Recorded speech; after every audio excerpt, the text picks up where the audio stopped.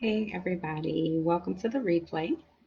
Those of you who are on the replay, and those of you who are coming in live, thank you for joining me. Hi. When you come on, if you'll go ahead and say hi so I know who's here. And if you'll go ahead and tag some friends that you feel need to have a talk about faith, share the broadcast for me with your network because we're having a talk today. We are having a talk today. Okay. Um, so, hey. I'm going to go ahead and pin that in the comments.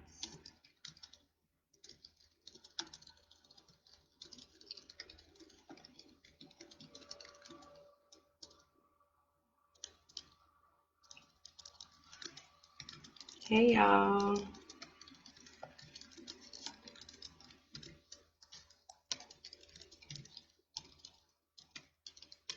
We're talking about faith today.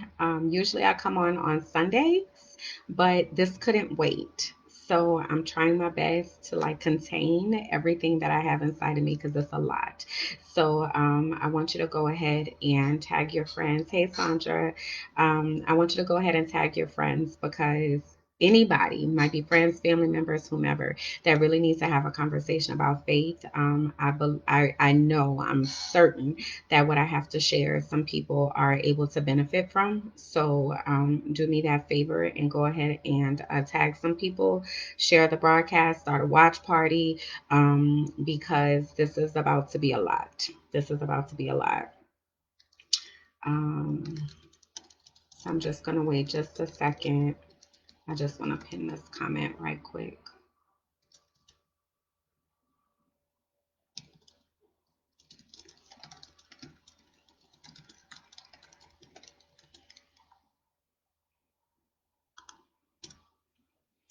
All right, so let me pin that. All right, cool. Hey. What's today? Thursday? Happy Thursday, y'all. It has been quite an interesting few days. Hi, Latoya. Um, and stuff has just been downloading in my spirit, y'all, and I had to get it out because there's so much.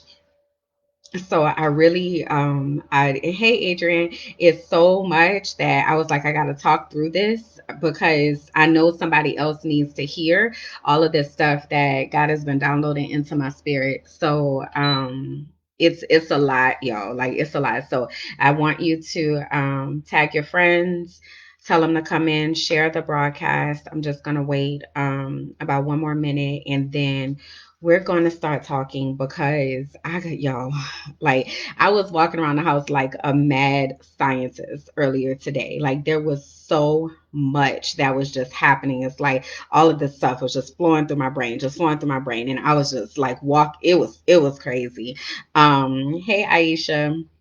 So I need to get this out so that you all can take this and go forth and do. Hey Heather, go forth and do everything that you need to do with this. I don't know who this is for, but I know it's for somebody, and I didn't want to keep it to myself. So I was like, let me just jump on live right quick and get all of this out because this is a lot. Like it's so much. I'm sitting here bouncing my leg and trying to like calm down because I've been amped up since this morning. Well, actually, it's been for the past few days, but definitely since this morning, like all types of things are just popping into my spirit. Like my hands sweating, y'all. Like it's crazy. It's crazy. So definitely again as you come on, make sure you say hi, talk to each other in the comments, because I know that what I have to share is for many of you that are here. So yeah. So thank you to those of you who are coming on, thank you so much for coming over to see what we are talking about today. Today, we are talking about faith. I've been trying to get more comfortable doing these series or these little chats or what have you, because this is far out of my comfort zone, but I'm really growing to understand what this looks like for me. And, I'm a sharer, so I want to share it with all of you because, hey, Bishop Patty, because God is doing some really amazing things. Like, I'm very overwhelmed, but it's a good overwhelmed, because there's just so much. So I want to start off. Today is the second, right? Okay, so yesterday somebody sent me a meme or a, hey Danielle, a kind of like a devotional type thing. You know how like calendars, they'll have things every day, there's a post or there's a message or whatever, right? So somebody sent me one yesterday, and I really didn't understand how apropos it was, if you will, until today. All right. So this is from yesterday, July 1st. It says July is going to be a month of deep self discovery and healing. Dedicate this month for shadow work. The energy is about healing your inner child, old wounds, and traumas. The time is right to completely reinvent yourself and choose new directions that are more aligned to your soul, purpose, and life path. Happy July. Okay. So somebody sent that to me yesterday. And I was like, "Ooh, girl, that's deep, right?" And it was within the conversation that I was having, so I thought it kind of applied to that. So I was like, "Wow, like that's what's up." But I really wasn't thinking about the greater context of what is happening in the atmosphere right now, and things just started to get clearer and clearer as things go on. So I am going to do my best, y'all, to connect these dots because there are so many that are happening. So I'm going to do my absolute best without crying, without like losing it, without like going off track. So I need y'all to keep me on track, okay, over here in these comments. Keep me on track if it seems like I'm going down a rabbit hole, because it's so much. All right. So I mentioned a moment ago, like I have been trying to get in the habit of doing these. And my first live that I did was about boundaries. And we talked about setting boundaries in the context of everything that's happening right now in the world, with the Black Lives Matter movement and the racial unrest that's happening right now. So, us really making sure that we're setting firm boundaries. But another part of those boundaries is making sure that we understand our role in that fight. So on that live, we talked about that, like us understanding the piece of this puzzle that we hold so that we're all able to move together in an organized fashion to affect change. So if you didn't see that, go back and watch that, because that was good. And some of y'all were on here and you saw that. So, give me an amen in the comments if that was you, if you saw that. Then after that, the next week, I did a live about purpose.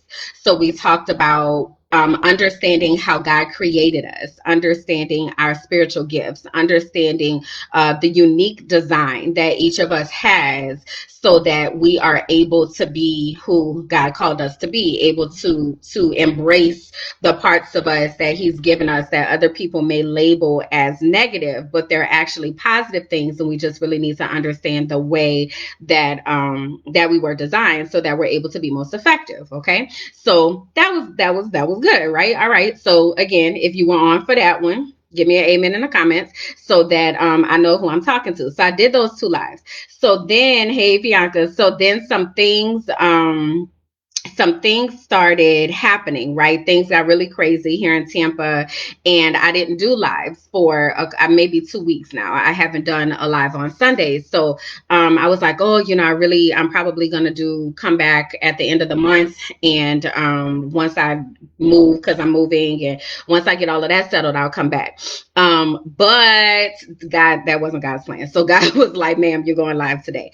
Okay. So, Okay. All right. All right. Let me try focus. Okay. So today I want to talk about faith just in the broader context of what faith is, right? So the Bible says that faith is the substance of things hoped for and the evidence of things not seen. And it's a lot of stuff right now that a lot of hopes that we have locked inside of us that we don't really understand what to do with them, right? So we have all types of dreams or desires. Hey, Denise, all types of things are in our spirit, but we may not be sure like what direction that they're supposed to go in. So the evidence of things not seen is really not understanding how these dots connect forward.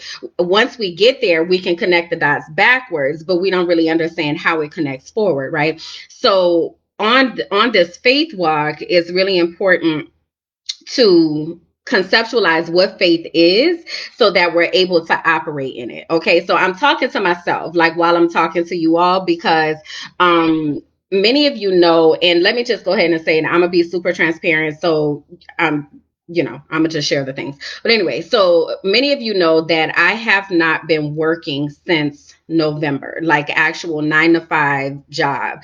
I have not been working since November. And I'm not working because of conditions of someone who thought that they held my future in their hands. Right. And it was a shock because I've always had a job since I was 16. So it's been very interesting, this process of not having a job, right? Not having a 9 to 5, like not going to a job. So, I immediately asked God, like when this happened, I was like, "Hey, so how these bills about to get paid though? Because I got like real adult bills, Lord. Like, what is this about to look like, right?" And I just kept hearing God say, "It's cool, I got you," right? So I'm like, okay, but these bills though, like they are not going anywhere. So I really need you to let me know what this is going to look like. And I'm one of those people, I'm a planner, so I like to have everything laid out. I live by calendar. Like if I showed y'all my calendar right now, you would be like, oh my gosh, all the things, because I have a lot of projects and stuff going on. But suddenly, all of a sudden, my schedule opened up, but I can't afford for it to be open because I got bills, Jesus, right? Um, but what I can say, y'all, is that since November, not only are all of my bills paid, but I was able to pay off credit cards. And every so often, I just get like a deposit out of nowhere that I wasn't expecting, or somebody calls me and they say that I was just calling because I wanted to give you some money, or somebody puts money in my cash app that I didn't even ask for. Hey, Trinetta. So God has been taking care of me, right? So, I'm a life coach. And when I'm doing my coaching program is called Discover Your Destiny. So the whole point of my coaching program is to help people unlock their unique purpose. So the goal is get to know who God designed you to be so that you can unlock your purpose, so that you can discover your destiny and make a mark on the world, right? That's my whole point of having a coaching program. And I have been coaching people for a few years now, and they have like birthed all these things, right? So they're like, "Oh, I got a good idea." They're out here making moves, like doing all the things. And meanwhile, I was still going clocking in. Well, not technically clocking in, but I was going to a 9 to 5 every day, right? And I'm pushing them, and I'm like, "Y'all better do it, right? Go out here and be an entrepreneur, write that book, do this, right?" But I was still working, and I knew I was getting a paycheck every 2 weeks, right? So when I stopped working and I no longer had a job to go to, God was like, "So you finally ready to walk the walk? Because you've been talking this talk, but you ain't really been walking the walk. Because for you to walk the walk, hey Meg, for you to walk the walk, you need to step your faith game up." So I was like, "Well, look, Lord, I don't really need to do it this way. Okay. Like, your girl got faith. Like, I be out here, I be, me and you, we cool. You ain't have to take my job though, like, cause these bills, right?" So we kept having that conversation, and God is like, no ma'am, like I need to push your faith to the next level. Now I'm not gonna even lie to y'all, like I was severely depressed because all of this happened. So I stopped working in November. My dog died in December. And y'all know, like, Jack was my boy, right? I had Jack for 10 years. Like, me and Jack had been through the fire and storm and all types of things. So Jack passed away. That was the hardest decision I ever had to make in my life. I don't have kids, so that was my fur baby. So that was a lot. So, and then again, I got these bills. Now I'm trying to figure it out. I'm like, oh my gosh, this is just so much. Like, what is this going to look like? But the whole time I'm like just crying out like, God, I need you to fix this, because you told me to make these moves and to strategically do this and that. And now you out here and I ain't got no job. Like, come on, bro. Um, so he God would send me people, right? So he'd send me people to say, I got you. He'd send me people to say, you're gonna be all right, right? And now in July, this has been like 7, 8 months. Now I can look back and say, okay, I see that all the dots connected. But when I was going through it, I was like, sir, but the no, sir, like this is not it. And it was a lot for me. But again, I kept hearing him say, you need to step your faith game up because I'm taking you somewhere. You need to step your faith game up. I need you to tap into this next level faith, because you're not going to be able to do what I need you to do unless you operate in this space, right? So even this, y'all, I've told y'all before, like I have fought against this for a really long time. It's just very uncomfortable for me to sit here and be on camera and all that kind of stuff. I just don't want to do it. But I've decided to submit to it because I understand that God is in control and he's doing something, and I would rather go willingly than to be forced, right? So I'm trying to be obedient. And it's an everyday fight, but I'm trying to be obedient. So um the other day I was listening to a song. So some of you all may follow my page, and you may have seen me share this live of this little boy who he did like a fake message for e-learning, right? So he was talking about the computer wasn't loading and he just needs to rest and all this kind of stuff.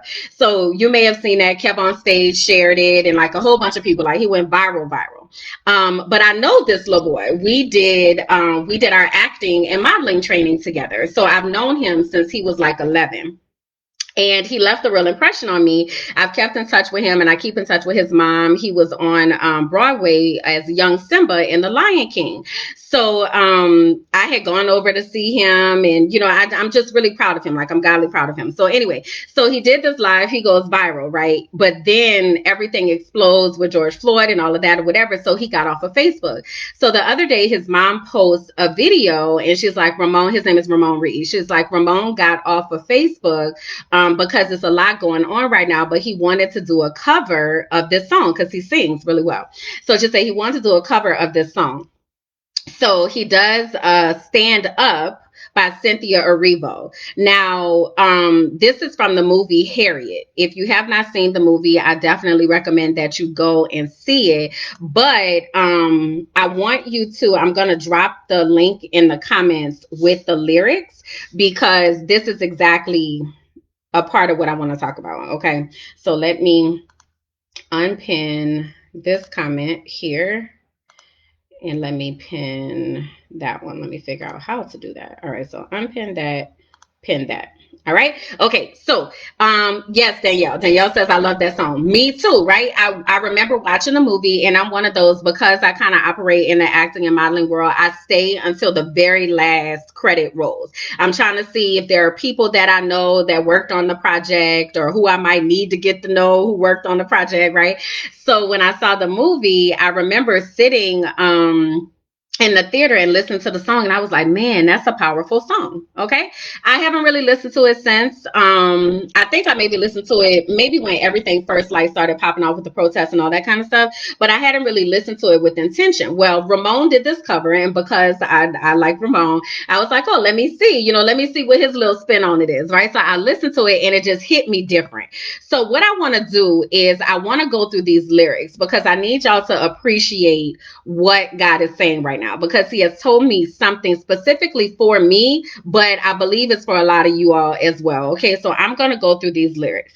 So, and I want you, I'm going to tell you what I get from it. And I want you to tell me what, if you get the same thing or what your mind is thinking as I'm saying and reading what I'm reading. Okay, so let me do a double screen here. Okay. So this says, the first stanza says, I've been walking with my face turned to the sun, weight on my shoulders, a bullet in my gun. I've got eyes in the back of my head, just in case I have to run. I do what I can, when I can, while I can for my people, while the clouds roll back and the stars fill the night. All right. So I just want to stop right there. So as I've been walking on this journey of trying to figure out what God wants me to do, trying to figure out, am I going back into the classroom, trying to figure out if I'm staying here in Tampa, trying to figure out, do I just launch out? I told y'all, I printed my workbook. Do I just launch out into my coaching? Do I, just start writing trainings? Do I start a consulting firm? Like, what do I do?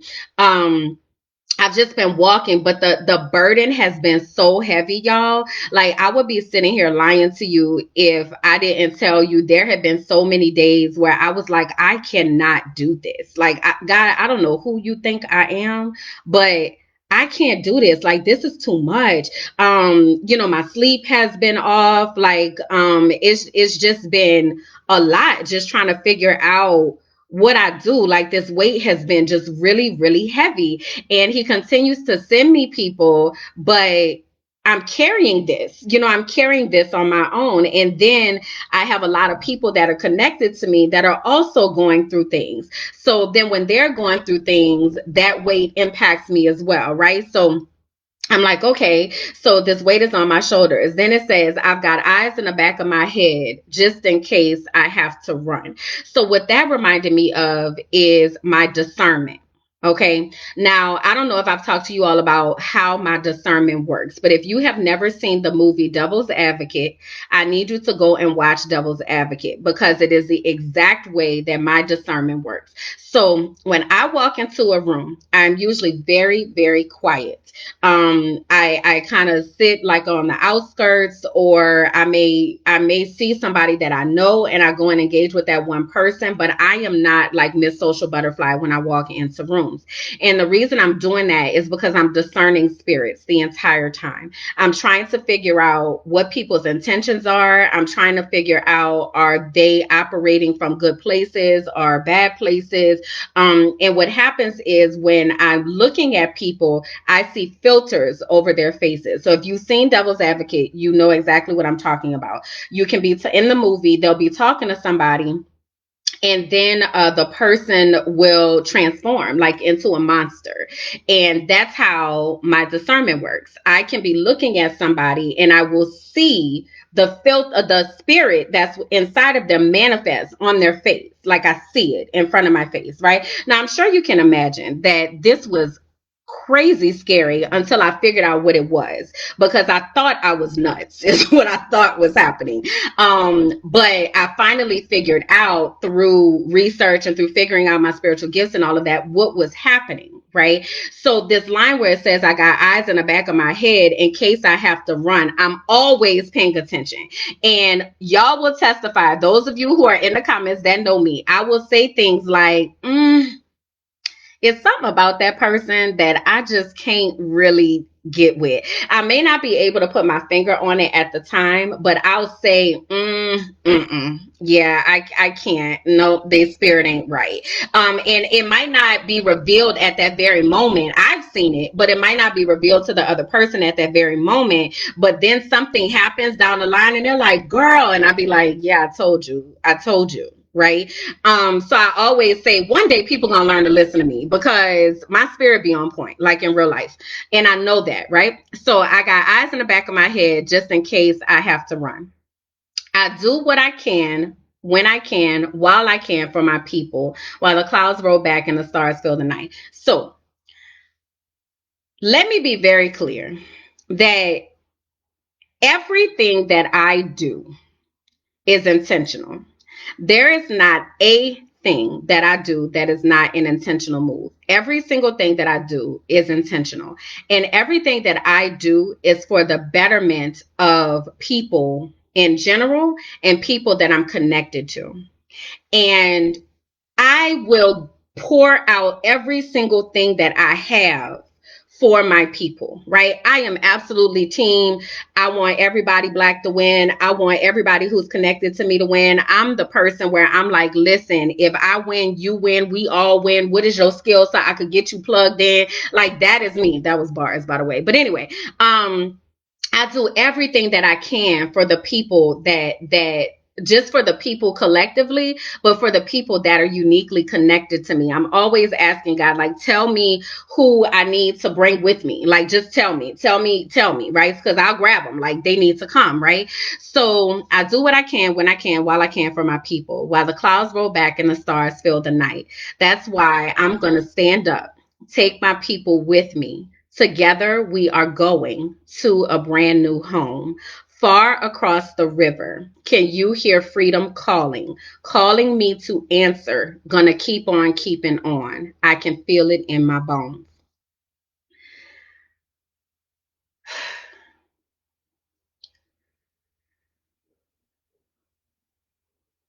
It is so hard to want people to do better and be better, but they don't want to do better and be better.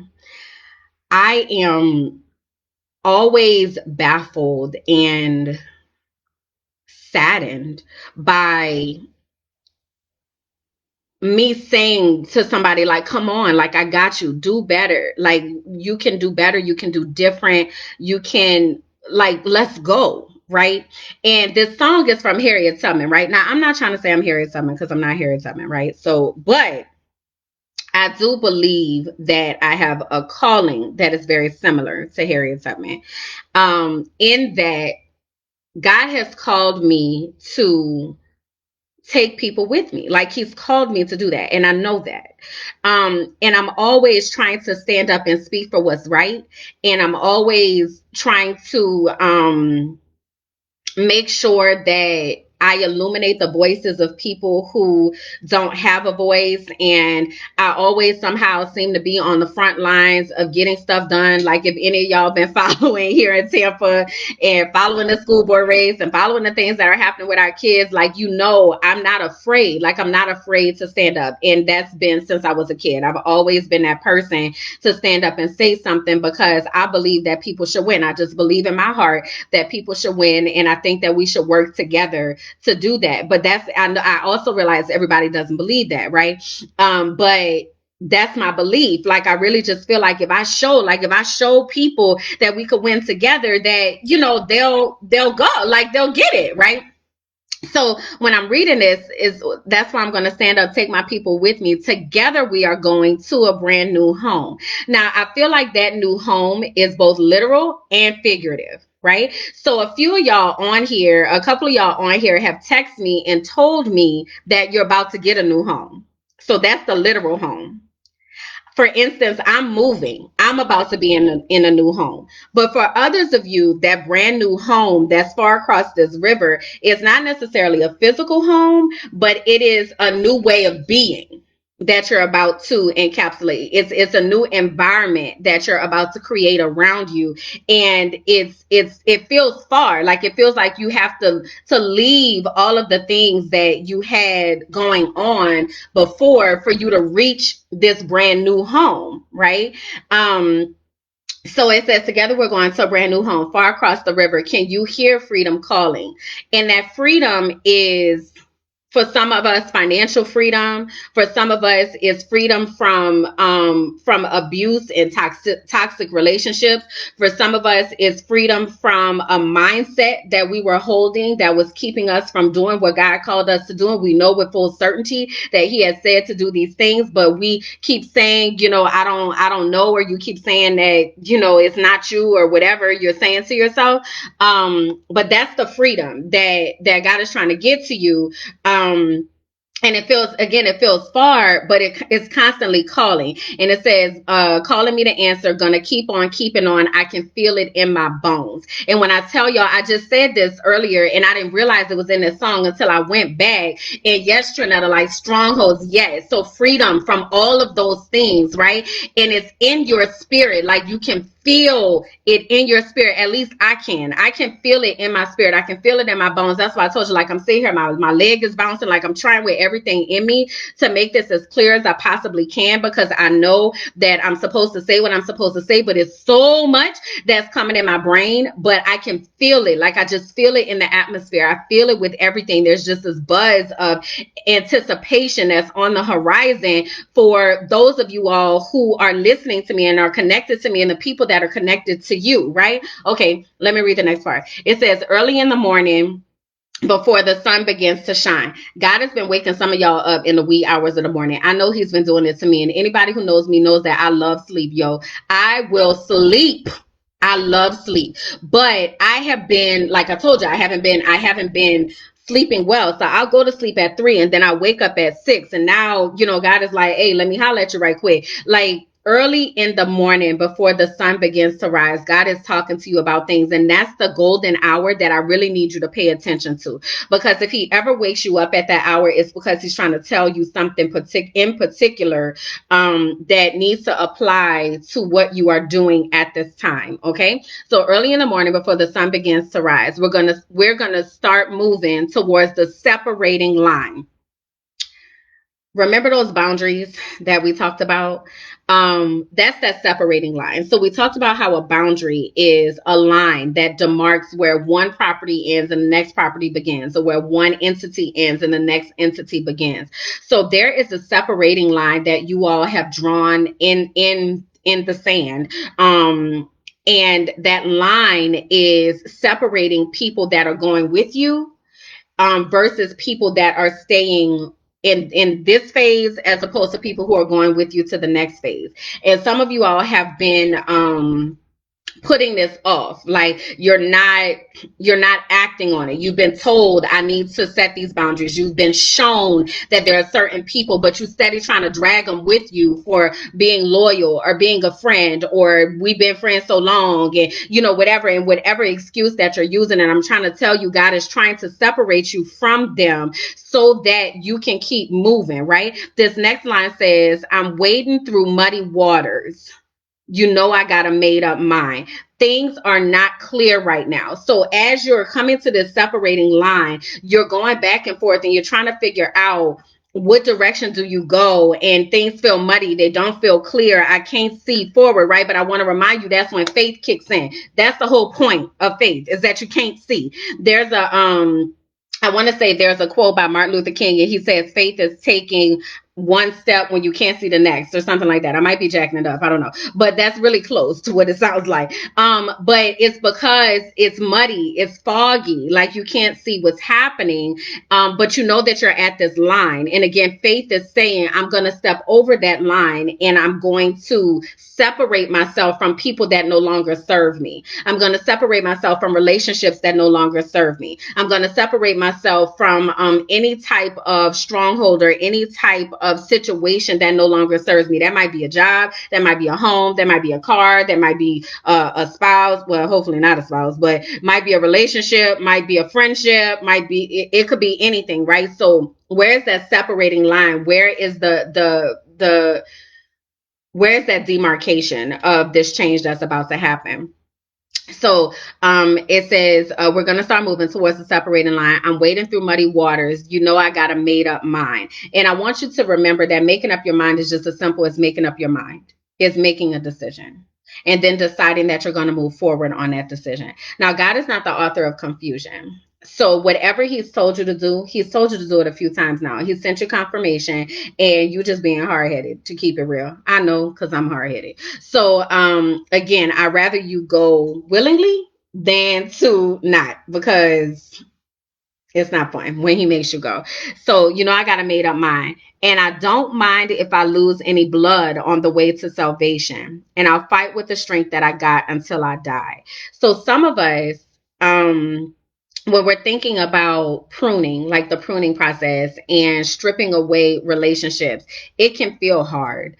It can be a heartbreak.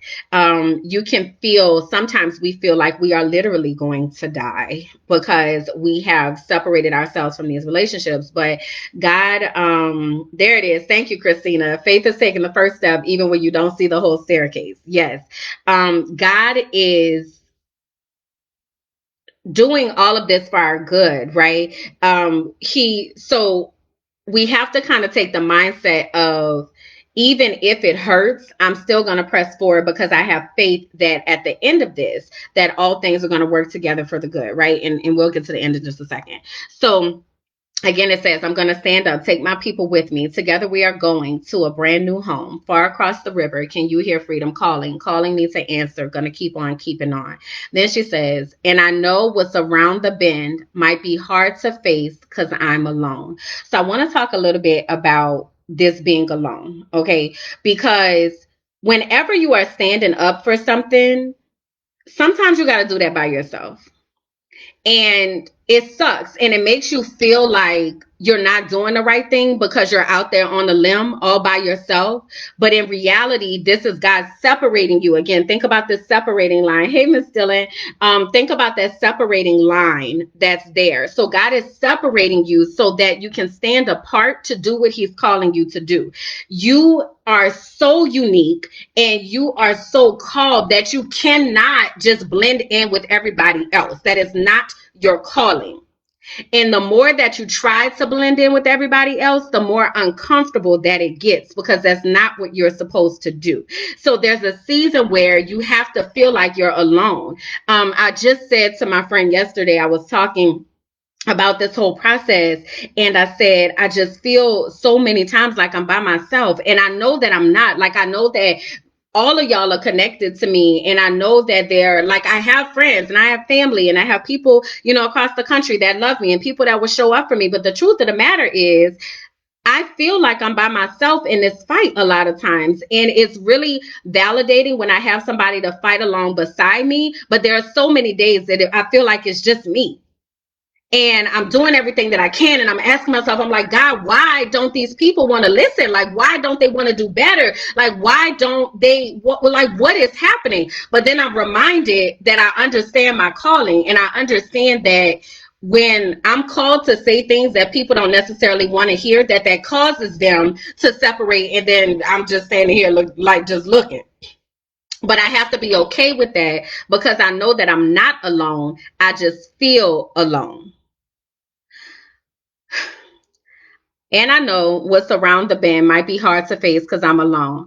And I just might fail, but Lord knows I try, sure as the stars fill up the sky. Now, in our last live, when we talked about purpose, I told y'all the secret to why I'm able to be so bold in what I know my calling is. And it's because it wasn't my idea.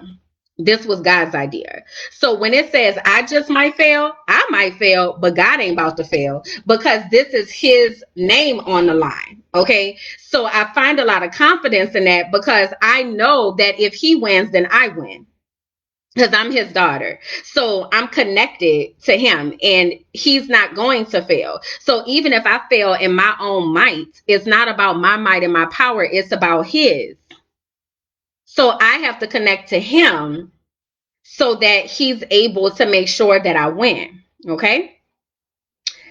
So then the chorus goes again. Stand up, take my people with me. Together we're going to a brand new home. Far across the river, can you hear freedom calling? Calling me to answer. Gonna keep on keeping on. Now, this is the part that stood out for me when I listened to this song again, right? She said, I can feel it in my bones. And then she said, I go to prepare a place for you.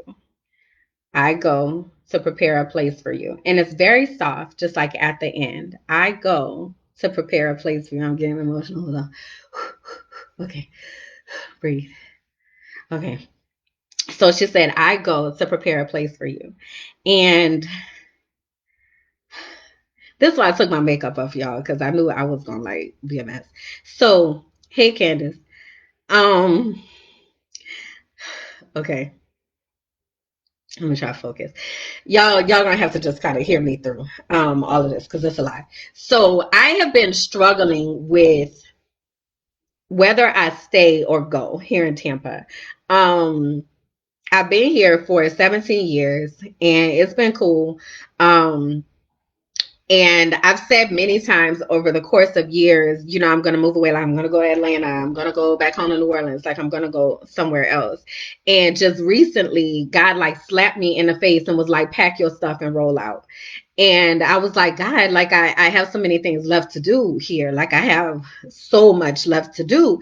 And, you know, I'm trying to be here for these kids and fight for these kids and, you know, all of this. And God was like, hey, guess what? Because of COVID-19, ain't nobody looking for you anyway. So the same thing, like I've been in my house, right? So he's like, the same thing that you're doing here in Tampa, you could be doing where I told you to go, because I need you to go to this place.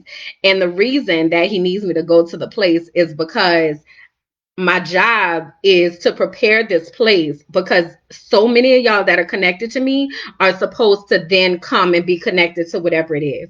So I'll give you an example. I was talking to somebody just the other day, and I was talking about the mentoring program that I have. And I called my business partner, and I said, how big do you want this to get? Like these retreats that we do. I said, how big do you want this to get? And she's like, I want it to be really big. And I was like, you know, well, what do we want this to look like? And she said, you know, I feel like you have something really special. You have something really amazing here, and you know, I feel like it's great what you're doing, right? So notice the difference. I said, I asked her, how big do you want this to get? What do we want this to look like? And she said, you have something really big. So I said, why are you saying that I have something big and not us? This is not mine. This is ours. So she said, well, it was your idea. I said, right. But I never executed this idea without you. From the very beginning, the first time I held one of my girls' retreats, she was there. And I'm like, I made this place for you to have this little piece right here. Like this is you, and I can't do this without you. So what I prepared, what I thought up, what I envisioned was not for me. That was for you. That was for us. So why are you telling me that this is for me? This is not for me. This is for you. And what I recognize and realize is God wants me to prepare places for those of you all who are connected to me. And that's why it's so important for you to understand your purpose, because I need to know what your role is so that I can plug you into whatever that he wants you to do. But if you don't figure out what your role is, then I can't plug you in. So this work that I'm trying to do is not for me. This is for us. And I feel like we missing it. So I needed to tell you, like, I need you to get it. Like, I need you to do the work. I need you to listen to God. I need you to hear what he's saying, because I can't do this by myself. And I don't know what this looks like. Like, I don't know when I go. I don't know what it looks like for whatever this next level is, but what I do know is that the word says that God can do greater than we could ever think or imagine.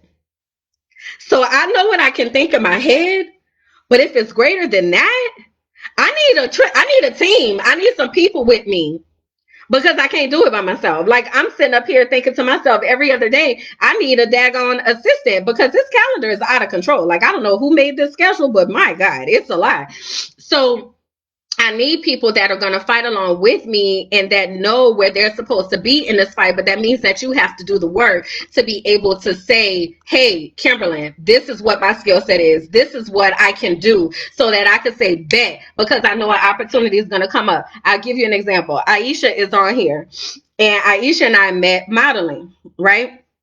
And we just clicked, right? We was just like, man, you cool. We both taught science. I was like, man, she cool people. We kept in touch, right?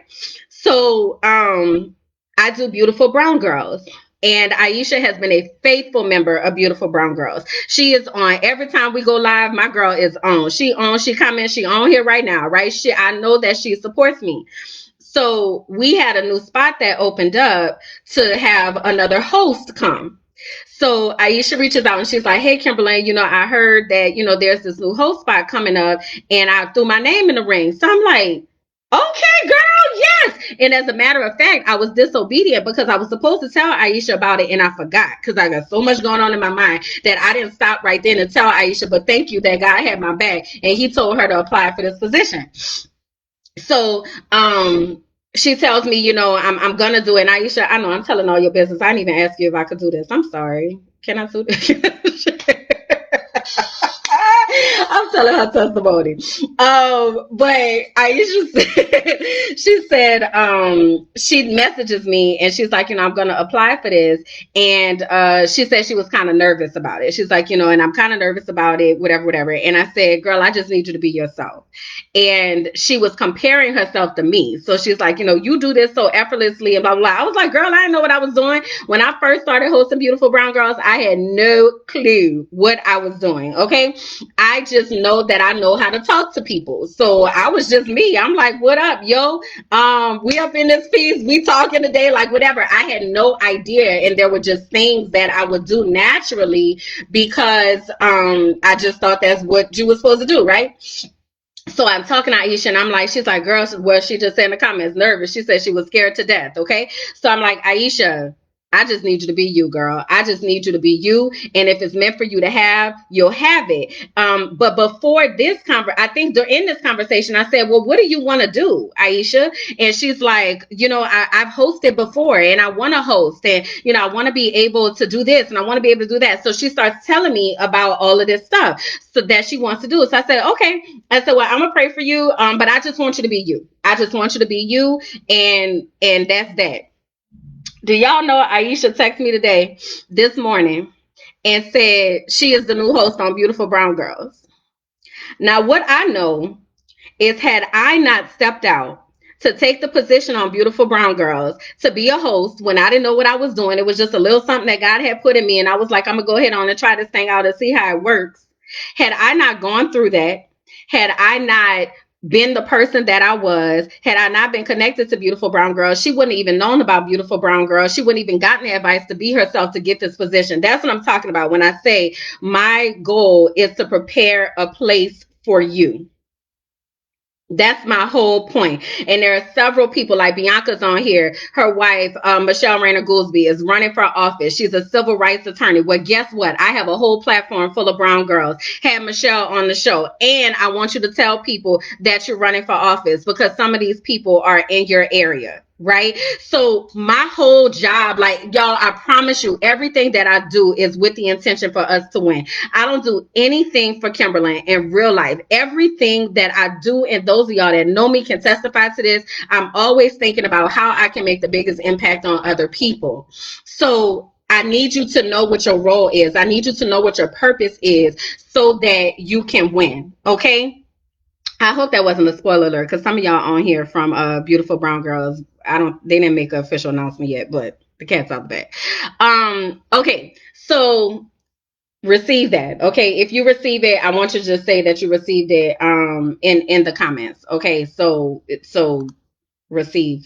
Just let me know that you received because I feel like I'm doing a lot, but I know this is good. Okay, so Aisha calls me, tells me about that. I had another friend called and told me about a grant that she received for her business. I had somebody else that called and told me that they started a new business. I myself, y'all, I ain't been working, right?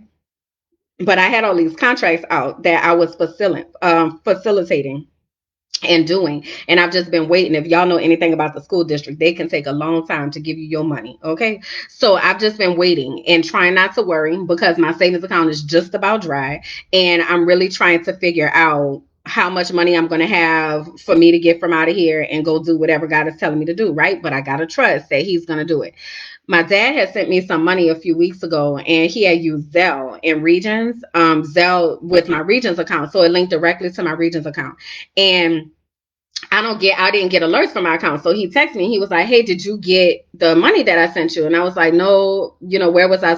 No, where is it?" So he's like, "Well, I sent it through Zelle." So I log into my Regions account, and I activate my push notifications just so I could keep track of my account. Because sometimes I get real frivolous about that, and I can't afford to do that, especially when you ain't hardly got no money in there. You got to know what's in there, right? So I was like, "Oh, let me activate these push notifications." So I have it set up that every day it'll send me my balance, and it'll send me any deposits or any transactions so I can keep track of what's going on, and I don't really have to like always log in to the thing because I forget. So I did that a few weeks ago. So the other day, I'm thinking, I'm like, I gotta pack, I gotta do these things, like I don't know what this is gonna look like, but hey, we out here winging it, like we'll see. Worst come to worst, I'm gonna be at my daddy's house and be like, hey, make room for your girl, right? So I wake up yesterday was Wednesday. I wake up and I have a notification on my phone, and it says, "Congratulations, you received a deposit." So I'm like, "A deposit?" So I look and it says, "You received a deposit for $2,600." Oh, Lord, what?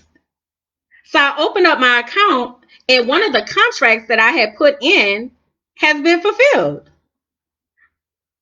on a Tuesday. Well, it happened on Tuesday evening, but I got a notification yesterday on Wednesday morning. I had no idea. Number one, when my dad sent me money, I didn't expect that. But number two, I definitely didn't expect this deposit, but it just happened. So it's like God continues to send me stuff, reminders like, I got this, I got you. Like, I just need you to do what I said to do, right? So checks have been coming. Somebody texted me today and said they were getting a new house. Right, just came out of nowhere. I'm getting a new house. Bianca's on here for Teaching for the Culture. She just made a post right before this and said that Teaching for the Culture is expanding to pick up a new market. Somebody else called me and said that they have gotten a new opportunity to another contract to be able to pick up some classes that they do. Somebody else called me and told me they got a movie role. Somebody else called me and said that they their dissertation got approved, so they're ready for their degree. Like, all of this has been happening in real life in the past 3 days. I need y'all to hear me when I tell you that what is happening right now that I feel in my bones is so real. Like, I wish I could open my heart and y'all could just see what, like, that you could just look inside and be like, I see it all, right? Because God has already shown me these things. He's shown me what's going to happen, and it's for you. And so I need you to get your life together now, because the place is being prepared. But that's not all. So then, after I listened to the Cynthia Erivo song, if anybody knows my brain, I operate in music, right? I don't watch a whole lot of TV, but I operate in music. So sometimes I'll just have music on. I don't have to cut on the TV. So after the stand up song went off by Cynthia Erivo, the next song that came on was it was another Cynthia Erivo video, but the song was she sang Jasmine Sullivan's Masterpiece. Okay, so I'm gonna put that in the what you call them for y'all into the comments, because I want y'all to actually go to these songs, and I want you to look at what I'm talking about, because I know that what I'm talking about, I know what I'm talking about. Okay, so I need y'all, when I put this stuff in here, I need y'all to tap in. All right, so let me pin this one. So Jasmine Sullivan's song Masterpiece came on, and I put this particular one because I want you to listen to the lyrics. All right, so let me read these lyrics. She says, my eyes ain't used to these rays. I'm feeling exposed, but I hide no more. I can't hide. As the sun shines on all of my glory, my flaws don't look so bad at all. What was I so afraid of? Every part of me is a vision of a portrait of Mona Lisa. Every part of me is beautiful, and I finally see I'm a work of art, a masterpiece. Who is this I've tried so long? Who is this I've tried so long to fight? Filling my head with lies that I'm not good enough. Then I heard something in my ear. Tell me I'm perfect. Now that I know the truth, time to show and prove. Every part of me is a vision of a portrait of Mona Lisa. Every part of me is beautiful, and I finally see I'm a work of art, a masterpiece. And now I see the pretty colors on my canvas. I'm a work of art, a Mona Lisa. I'll share my picture with the world, not afraid to let it show anymore. I can light the night, shine so bright. I believe it now. I can light the night, shine so bright. I'm a work of art, a masterpiece. Every part of me is a vision of a portrait of Mona Lisa. Every part of me is beautiful, and I finally see I'm a work of art, a masterpiece.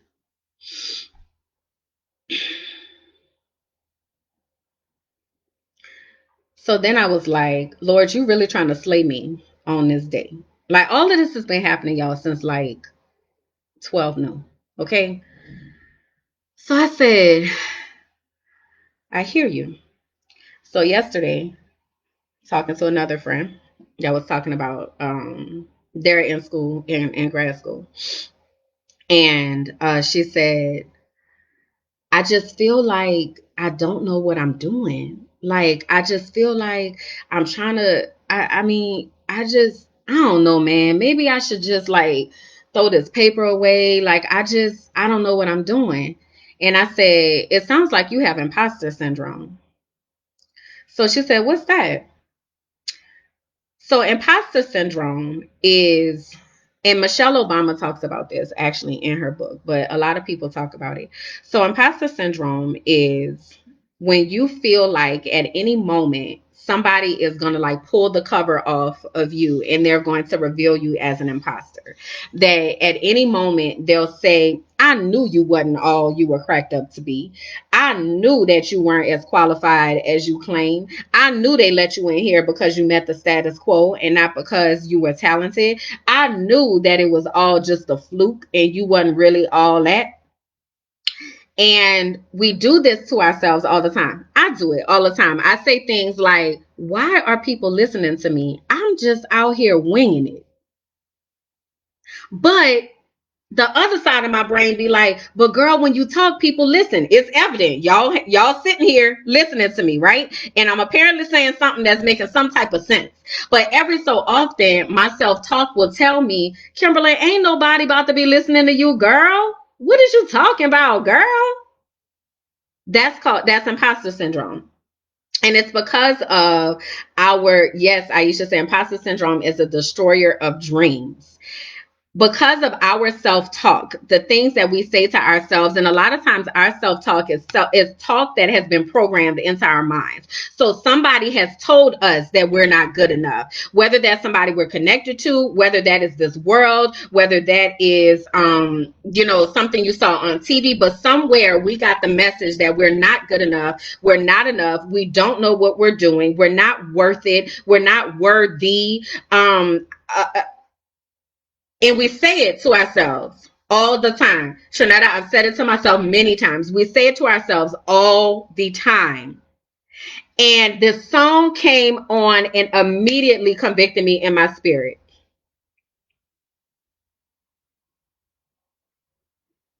Every part of me is a vision of a portrait of Mona Lisa. Every part of me is beautiful. And I finally see I'm a work of art, a masterpiece. It's in the comments, Aisha. I pinned it. Time's up, y'all, for sitting here diminishing yourself, minimizing yourself when you go into these spaces, acting like you don't know what you're talking about. Had another conversation with somebody today around a training. I said, what's your long game here? I said, what's your long game? And she was like, I don't really have a long game. I was like, ma'am, I need you to get one. Okay. Because you know what you're talking about. When people, when you speak, people listen to you. I said, you tell me that all the time, but I've watched how people listen to you. I've watched you command rooms full of people and they hang on your every word. I need you to get yourself together, write whatever you need to write, and get your behind out here and talk to these people. And she said, Kimberly, my husband has been telling me that for a few years now, and I have not done it. And I said, well, doggone it, today is the day. Now, that conversation I had with her, I had to have with myself because I be in here tripping. Like, I ain't going to even much lie. I be in here tripping. And I my self-talk be telling me I'm not good enough. I don't know what I'm talking about, whatever, right? But I thank God that he arrests my mind. And it's like, girl, I made you. And that's the thing, is like when we recognize that God made us purposefully, y'all, like God sat there. I want you to imagine God like piecing you together chromosome by chromosome. He's like, yes, girl, I'm about to give you this milk chocolate skin, girl, these brown eyes, child, with your little sideburn curl popping on the side, girl. I'm about to give you them dimples. I'm about to give you them eyes. Like, yes, honey, I'm about to give you whatever your height is, whatever your figure is. Like, God is like, girl, yes. And then when he finished that, he said, that's good right there. That's a masterpiece. That's my work of art. Don't it say that in the Bible? Bishop Patty, you on here. Don't it say that in the Bible that we're a masterpiece, God's work of art? I feel like it's somewhere. If it ain't, it need to be. Okay. But we have to accept that into our spirit. And whenever our self-talk tells us, I'm not good enough, I don't know what I'm doing, blah, blah, blah, whatever it is that you done said to yourself, you got to counteract that with truth. The truth is you are good enough. The truth is you are worthy. The truth is God designed you perfectly to make an impact in this world, and he is waiting on you to get on the good foot and get out here so we can help these people.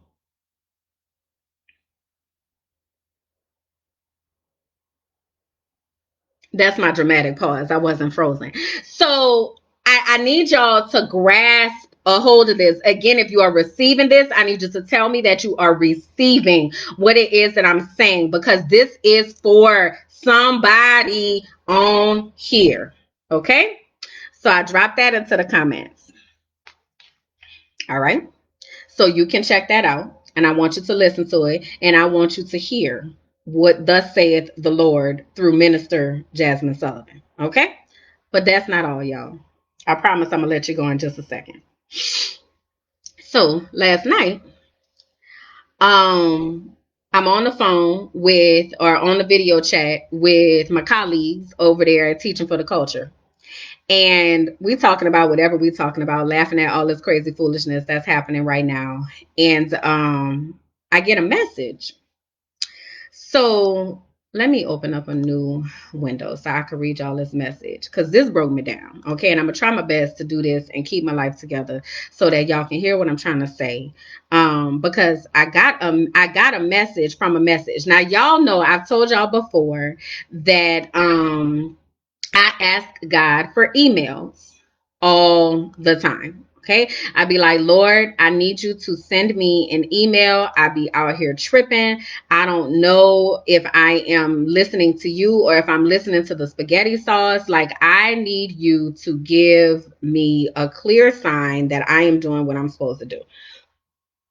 So when I promise you on my life that God sends me emails, in real life through people, but in real life, God be out here sending me emails like, hey girl, this is for you. So last night I'm on with the Teach for the Culture folks, and I get a message. So I'm gonna read you the message. So the message is from a former colleague of mine, and she always, like, every time I see her, she always honors me, right? So she's always like, Kimberly, thank you so much for the things that you put out on Facebook. You always seem to put something out just when I need it, and it always speaks to my spirit. Just thank you so much for being you, and thank you so much for your smile, and just thank you, right? So I appreciate that from her, but me and not wanting to be seen. I always try to downplay, like, girl, stop, right? But I'm working on just receiving it, right? So when somebody tells me that I've impacted their life, I'm working on just receiving it and just receiving it and not feeling like I have to say something else or whatever, right? Just receive. Okay. So I'm working on that. So at any rate, I saw her in November when I was working, and maybe for about like 5 minutes, I was at a school and she walks in and I'm like, hey girl. So she sees me, gives me a big hug. She's like, oh my God, it's so good to see you. She always calls me beautiful soul. She's like, you're such a beautiful soul. So good to see you. So in November. So the next time I see her is in February. Now, in between that time, I'm not working anymore. Okay. So I was doing a training with her on a contract. So I'm doing this training and I see her, and she's like, oh, how are things going at the job? And I was like, yeah, I'm not there anymore. So she was like, oh, okay. I said, well, I've been doing some consulting, at this school. And, I've kind of been thinking about what that's going to look like. I don't know what that looks like long term. I'm technically on leave right now. Like, I don't know. So she was like, oh, okay. So we're doing a training. It's three of us, right?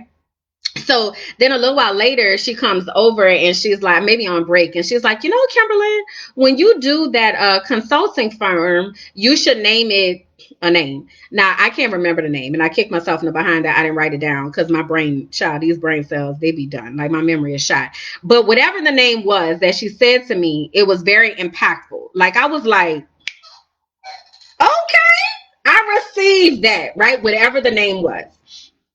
So she said what she said. She walked off. She was done with that. All right. That was it. So I haven't seen her since then.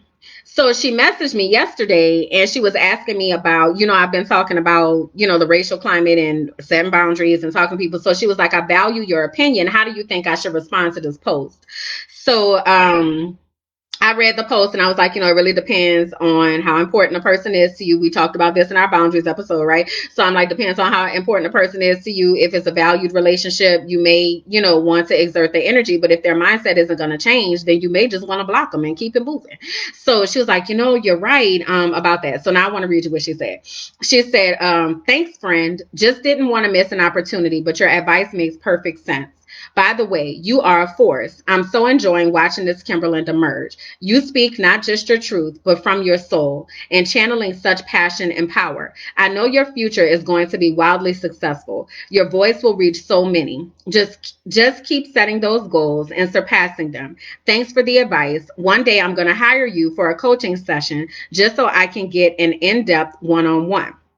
So I said, thank you so much. I've seen myself pushed all the way out of my comfort zone. Let me repeat this right here. I don't really be wanting to do this, right? So this is not me. But I've seen, again, I've submitted and been like, all right, Lord, like I'm okay. I'm gonna go ahead on and do it, right? Because again, I'm trusting this is your idea. So you're gonna have to translate whatever's coming out of my mouth to get to the people, because this is you, right?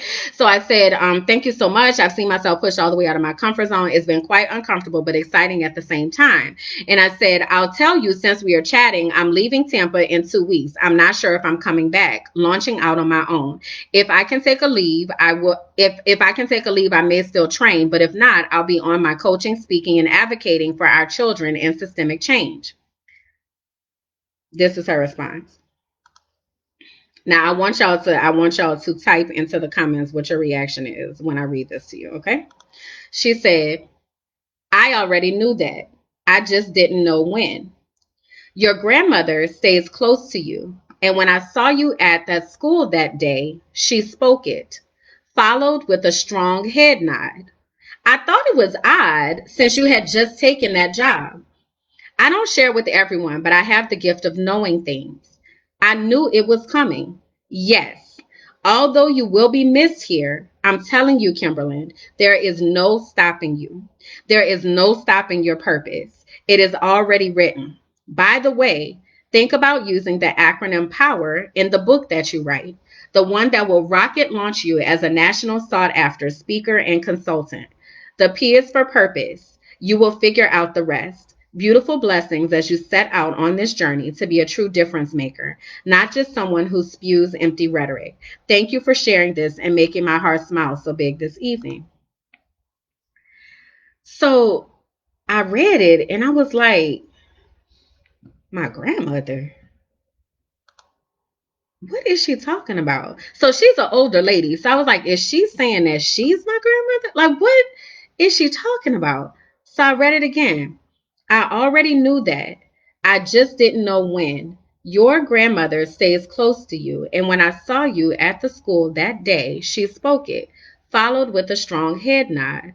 I thought it was odd since you just took that job.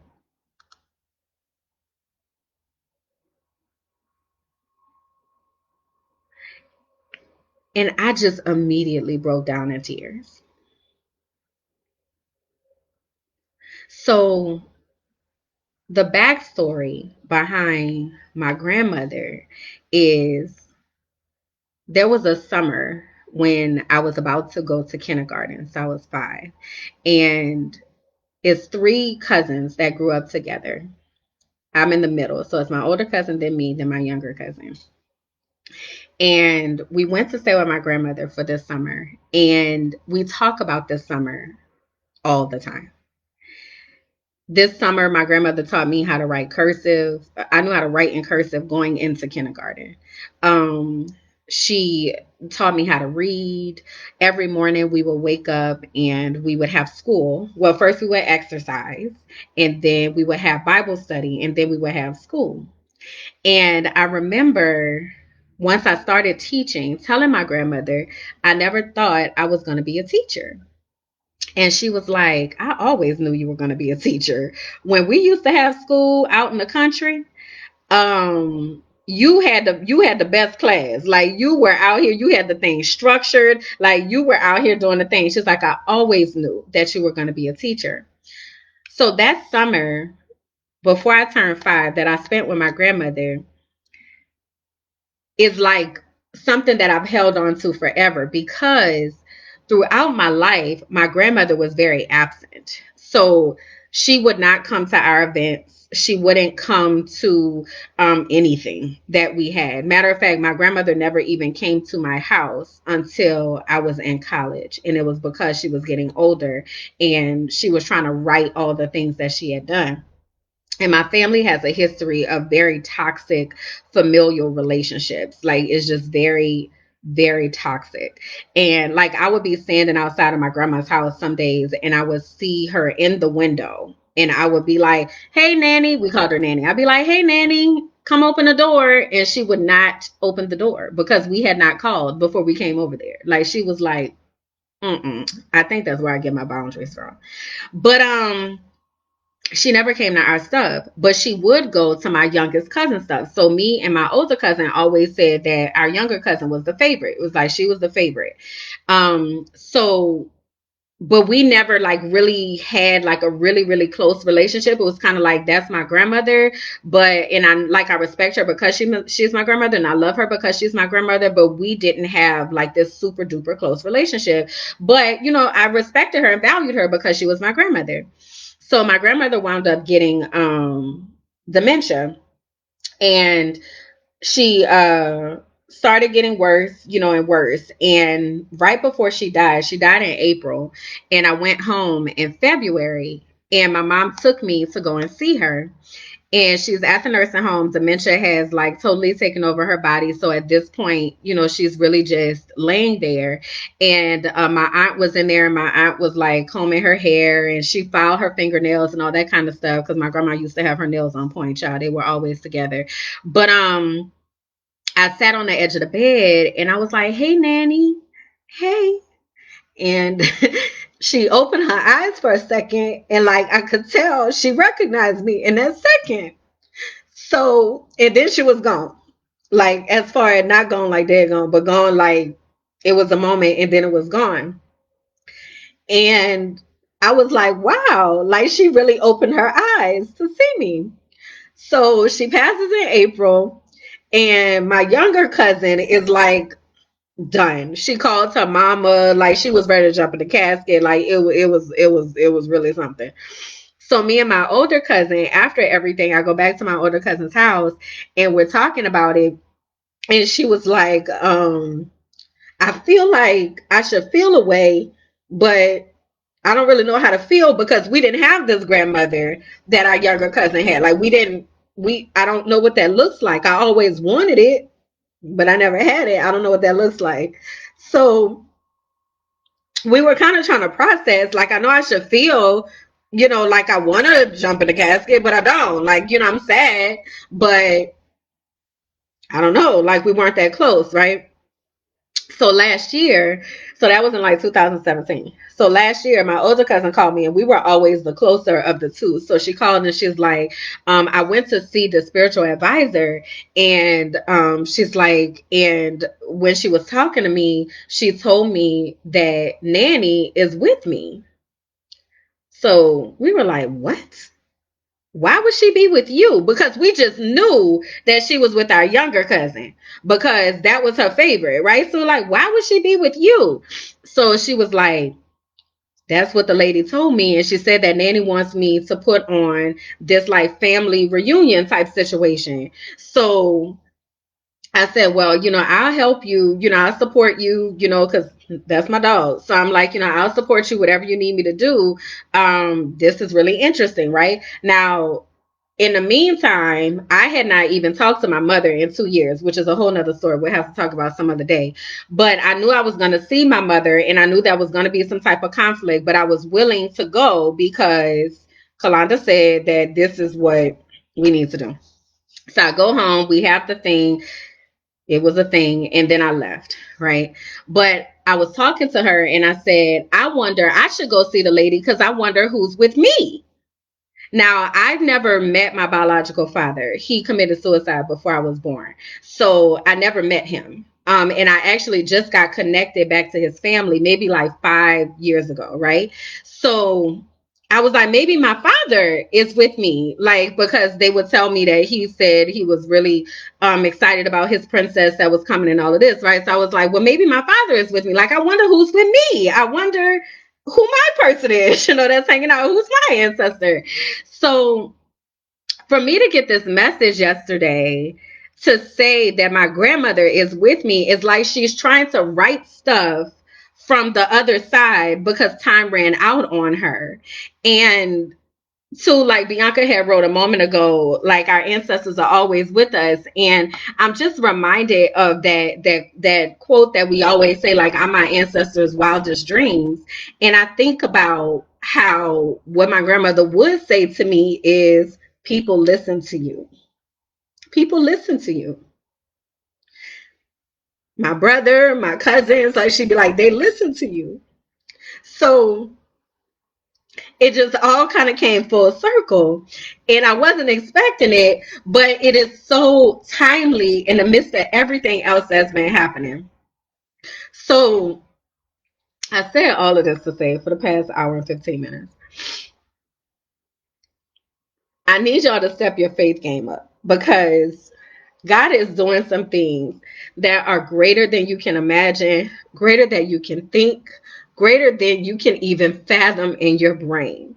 But he needs you to get over the negative self-talk. He needs you to get over doubting yourself. He needs you to stop minimizing yourself. Like, he needs you to tap into your purpose so that we can be together and help everybody win, because people are dependent on you to get to where you need to go so that they can get to where we need to go. Because the way this is supposed to work is we're supposed to reach a hand back to bring somebody with us. We're not supposed to be pulling each other down and trying to keep each other down.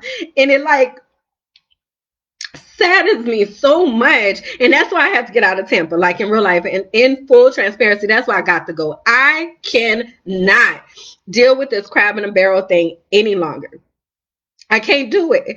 It breaks my heart because I want us to win. I want people who look like us to be able to win. I want us to be able to go to the next level, but I also recognize that you could take a horse to water, but you can't make them drink. And if people are hell bent on not putting down the foolishness and the pettiness and picking up these causes, there is so much work to do. Like, why are we sitting here doing all this dumb stuff? It's like, so I just can't do it anymore. But what I know is that God is using everything that I've been through to prepare a place for y'all. And I need y'all to get it together.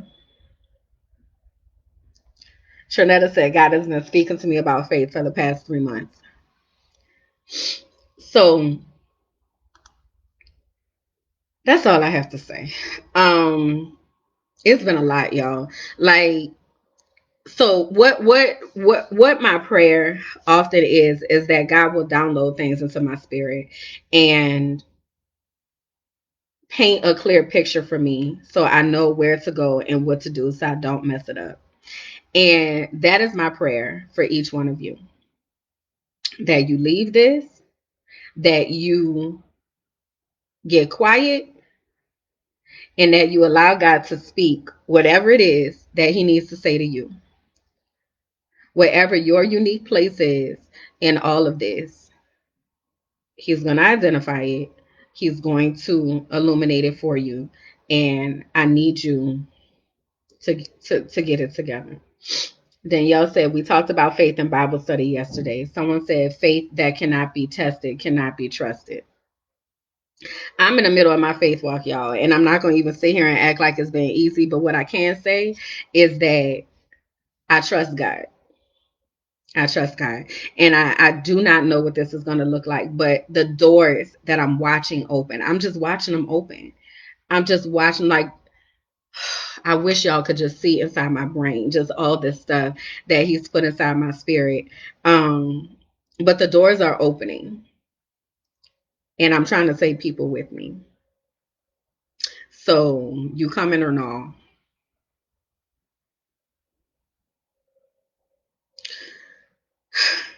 So the last thing I'll say is, if you are sitting here and you're like, I have no idea what my purpose looks like, I don't know how to figure that out, I don't know who I am, I don't know where to start. I'm a life coach. And the whole purpose for me being a life coach is to help people understand who they are, understand their purpose, so they can discover their destiny and make an impact on this world. That's the whole point that I'm here. So if you need that help, I need you to go to my website. I need you to click where it says set up a make appointments, do a consultation, and we need to talk. I'm probably in August going to do a group coaching class so that is more accessible.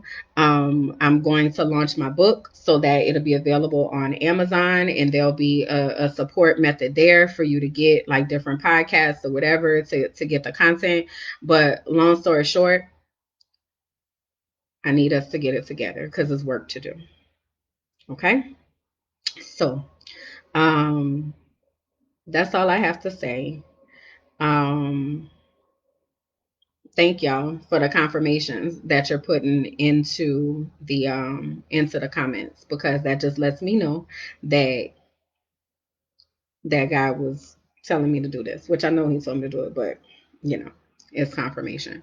So again, my ask is that you will share the broadcast, that you send this to somebody who needs to hear this, um, that you internalize it, and that you receive what there is for you to receive so that we are able to win together. Okay.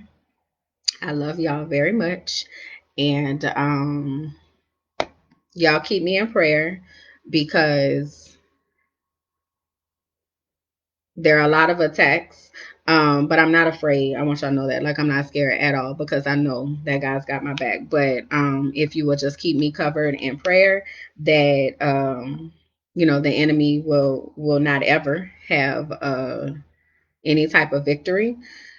And I'll somewhat keep y'all posted on when I leave, but I do leave here in 2 weeks. And I don't know if I'm coming back. I probably won't, to be honest with you. But on my way, on my journey, I need traveling mercy and, all of that good stuff. So if y'all would just keep me in prayer, and I'd appreciate that. And yeah, all right. So love y'all. See you soon. Bye.